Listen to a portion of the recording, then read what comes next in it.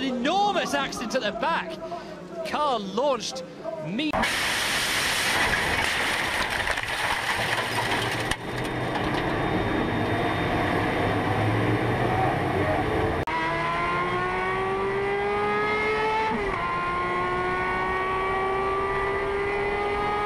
Meters and meters into the air, and it looks like another driver who tangled with Ben Barnacote, and we can't quite make out who that driver is. Oh, we have only 7.5 minutes plus 1 lap left. Oh my! Huge accident, a huge off. Ryan's Feeter had spun, PK is involved, there was another car that's airborne as well, and the race is being stopped straight away. Red flag shown, and Ryan's Feeter was the catalyst for all of that because he had spun, and then out of nowhere, but for a position, is Nico Curry. I'll explain why in a moment. Now, this is Feeter. It was the Verth corner, I was right. He goes through the gravel. He's back on the track. And Peter Lee is just unsighted. Straight into the back.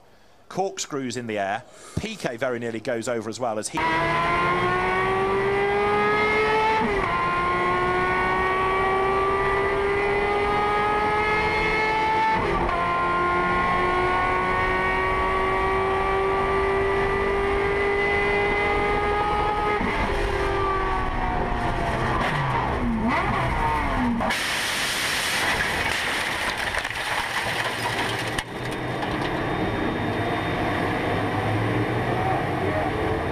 through pit stops, and here is a fight. Oh, dearie me, a huge accident, and that is Salvador Duran. Over and over he goes, and into the catch fencing, and over the catch fencing as well. He raises his hand saying, "I'm okay," but that was a huge accident for Salvador Duran.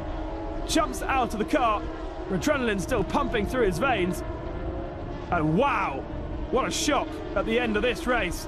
Got a slight limp there where he's probably knocked his knee.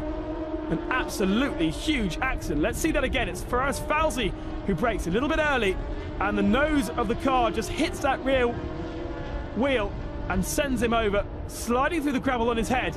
Then it catches, and over he goes, barrel rolling over the tyre barrier, over the catch fencing, and into the slip road. Marshall's very lucky. Anyone on the slip road very lucky as well.